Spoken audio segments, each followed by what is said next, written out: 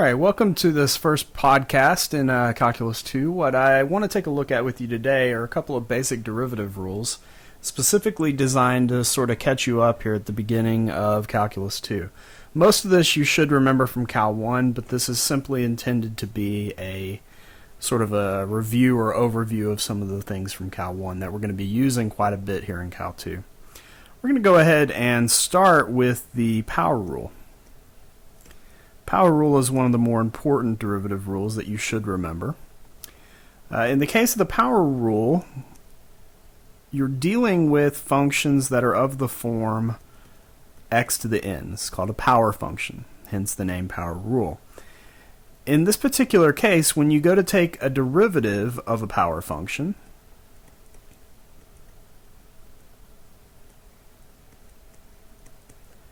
you're taking the derivative with respect to x of x to the n, and in this particular case, you should remember that the exponent comes down and then it's replaced with 1 less in the exponent.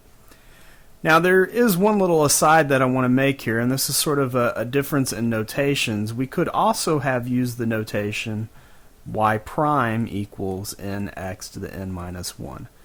Now, you shouldn't be alarmed by that. It's just two different notations. Anytime I use the prime notation, that's similar to the ddx notation. Remember, this is called Newton's notation, or we usually just call it the prime notation.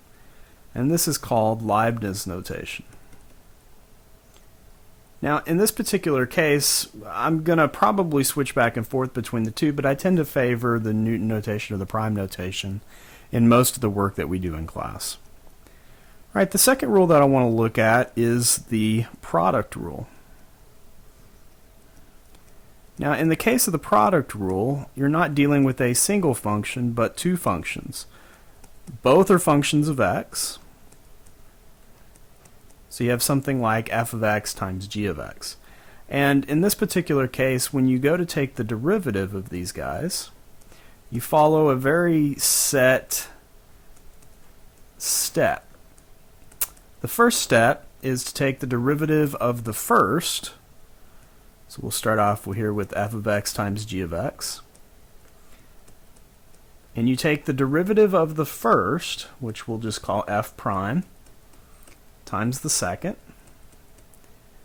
and then plus, you leave the first unchanged, and instead you take the derivative of the second, like so. Alright, the third rule that I want to remind you of is the quotient rule. And in the case of the quotient rule, you, just as the name would imply, you have a quotient of two functions, f of x, and in this case g of x is the denominator. Alright, when dealing with these guys, when you try to find dy dx, it's very similar to the product rule. In fact, you'll see here in a second, there's only a simple sign change is the only thing that's different. But I still want to keep my notation good here, so I'll use the Leibniz notation until we switch to the prime notation here in a second. And the way that you do it is you essentially copy the product rule here. So it's going to be f prime of x, g of x, but instead of adding the two pieces together, you're going to subtract.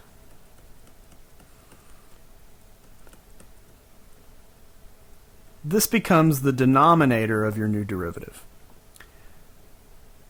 Or excuse me, the numerator of your new derivative. The denominator of the derivative is simply the denominator of the original function squared. So you wind up with a g of x squared on the bottom. That's the quotient rule. Alright, the fourth major rule I want to look at with you is the exponential rule. And this is one of the easier rules for derivatives, but you'd be surprised how often it's messed up, especially when we get to integration later in the semester. And it concerns taking the derivative of the exponential function. Now, in this case, a is assumed to be a constant. Alright, when we get ready to do this, take the derivative, you should remember that the derivative of a constant, that the derivative of the exponential is just itself. It's one of the few functions, in fact the only function in mathematics that has that property. It's a very special function because of that. When you look at the derivative of e to the ax, what you're left with is just ae to the ax. Right, the fifth rule that I want to look at is what we call the constant rule. The constant rule, as the name might imply, is how do you take the derivative of a constant? In other words, if I asked you what is the derivative of y equals a for some constant a, well, the answer, it turns out, it's not all that surprising, is 0.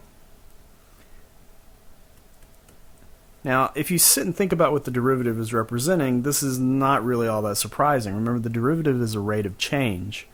So a constant function never changes. Therefore, it's not surprising that its derivative is 0.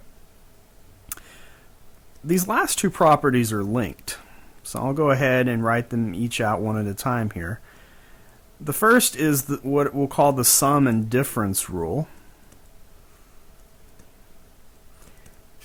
It concerns taking the derivative of the sum or difference of two functions. Like so. Now, when you go to do that,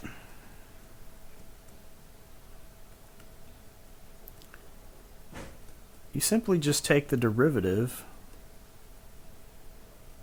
of each piece. We think of it almost like the derivative operator, this ddx operator, is being sent to each piece. All right, the last one is the scalar rule.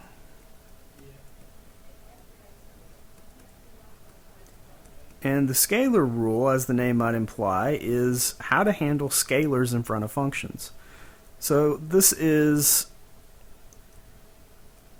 a rule that we could handle just by knowing the constant rule and the product rule. But that's too much work. So let's just talk about what happens here when you get ready to take the derivative. In this particular case,